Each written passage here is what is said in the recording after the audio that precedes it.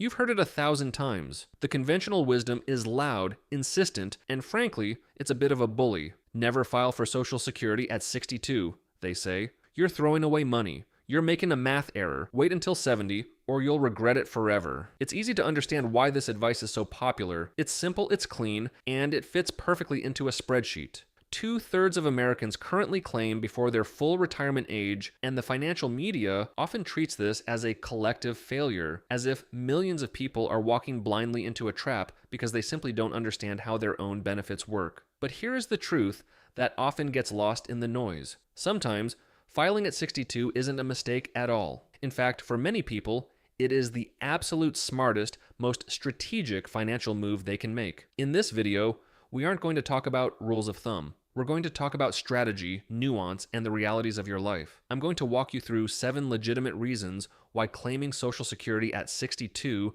might actually be the right move for your specific situation. The math, understanding the trade-off. Before we dive into the strategy, let's get our numbers straight. For anyone born in 1960 or later, your full retirement age, FRA, is 67. That is when you receive 100% of your primary insurance amount, PIA. If you file at 62, the earliest possible age, your benefit is permanently reduced by roughly 30%. If you would have received $4,000 a month at age 67, filing at 62 drops that check to about $2,800. Conversely, if you wait until 70, you earn delayed retirement credits. That 8% annual bump is substantial. At age 70, you're collecting 124% of your full benefit. That $4,000 check becomes nearly $5,200. The math is undeniable. Waiting longer pays you more per month. But the conventional wisdom assumes something massive about your life. It assumes you will live long enough to reach the break-even point. The break-even point is the age at which the total sum of money you received by waiting exceeds the total sum you would have received by starting early. If you compare 62 to 67, you break even around 78. If you compare 62 to 70, that point pushes out to age 80 or 81. If you pass away at 76, the wait until 70 crowd will have actually collected less total money than the person who started at 62. The system is designed so that the total lifetime payout is roughly the same for everyone who dies at an average life expectancy. The question isn't, how do I get the biggest check? The question is, how do I optimize my life? With that in mind, let's look at the 7 strategic reasons to file early. 1. Unlocking household benefits. The spousal factor. This is the single most overlooked factor in retirement planning. Financial advisors often focus on individual optimization, but you live as a household. Your spouse generally cannot collect spousal benefits until you file for your own retirement benefits. If your spouse has little to no work history, or if their earned benefit is significantly lower than half of yours, they are waiting on you.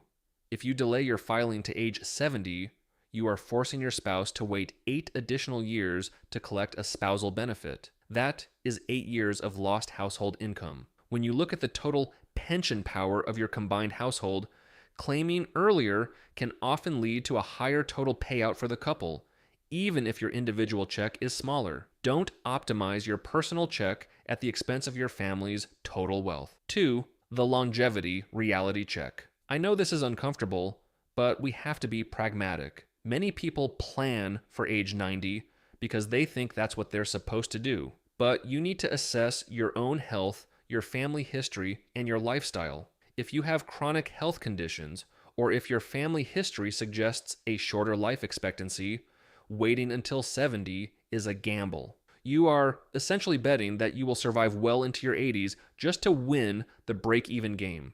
If you pass away in your mid-70s, you have left significant money on the table. Social Security is insurance. If your retirement is statistically likely to be shorter, it is entirely rational to start collecting that insurance earlier. 3. Coordinating survivor benefits. This is a sophisticated strategy for couples. When one spouse passes away, the survivor can switch to the deceased spouse's benefit if it was higher. Let's say you are the lower earner, but you have health concerns. You might file early to get cash flowing into the household now. Meanwhile, your spouse, the higher earner, waits until 70 to maximize their benefit. When you pass away, your spouse switches to that maximized benefit. You've used your lesser record to supplement your life together, while still ensuring the maximum survivor benefit is locked in for your partner. It's about managing the records in tandem, not just looking at your own claim. 4. Protecting your portfolio. Sequence of returns risk. This surprises people. Why would someone with a healthy nest egg want to claim Social Security early? Because of sequence of returns risk. If the market has a bad year right as you retire, and you are forced to sell stocks at a loss to cover your living expenses, the damage to your portfolio can be permanent. By claiming Social Security early, you create a floor of guaranteed income. This allows you to withdraw less from your investment portfolio during market downturns. You are essentially using your Social Security to protect your investments, giving them more time to recover and compound. Sometimes, the peace of mind and portfolio protection provided by early benefits is worth more than the incremental increase in the Social Security check. 5. The investor mindset strategy. This is for the experienced, disciplined investor. If you do not need the Social Security money to pay the bills, you could claim it at 62 and invest the payments yourself. You are effectively trading the Social Security Administration's guaranteed 8% annual growth for your own market returns. If you have a diversified portfolio and a long-term investment horizon, there is a mathematical argument that you could potentially outperform the 8% delayed credit by investing that money in the market. This is a higher risk strategy, and it relies on your ability to generate returns, but for some, it is a legitimate wealth building play. 6. Bridging the gap. Many people have a retirement cliff where they stop working, but their pension or other annuity doesn't kick in until 65, 67, or even later. If you have a gap of 3 to 5 years where you have little to no income, claiming Social Security early serves as a bridge. It fills the void. It prevents you from having to drain your savings account or IRA prematurely. Once your pension kicks in, you are stable. You aren't necessarily looking for maximum Social Security.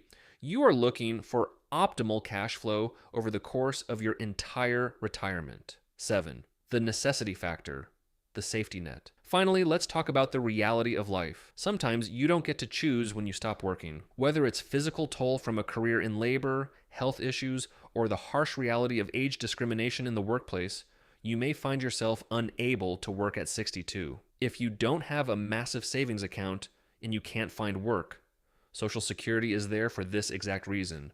It is a safety net. Do not let financial shame prevent you from using a system you have paid into for decades. If you need it, you take it. The goal is to survive and live comfortably, not to win a theoretical math contest. When should you absolutely wait? While there are valid reasons to file at 62, there are definitely times when you should not. If you are still working, if you are under your full retirement age and continue to earn, you will be hit by the earnings test. If Social Security is your only hope, if you have no savings and no other pension, waiting is almost always the right move. You need that maximum possible check to survive in your late 80s and 90s. If you have longevity, if your parents are still alive and in their 90s and you are in perfect health, you are playing the long game. The math overwhelmingly favors waiting, your action plan. So, what should you do today? Check your numbers. Go to ssa.gov, log in, and see your actual benefit estimates. Don't guess. Be honest about health. Look at your family history. Stop pretending you'll live to 110 if the reality suggests otherwise. Think as a household. If you are married, look at your joint income floor. Consult a professional. If you are on the fence, pay for a one-time consultation with a fee-only financial planner. They can run a simulation that accounts for taxes, inflation, and market risk. The average retirement age in America is 62. That isn't a coincidence, and it isn't just a mistake. It's a reflection of the reality of American life.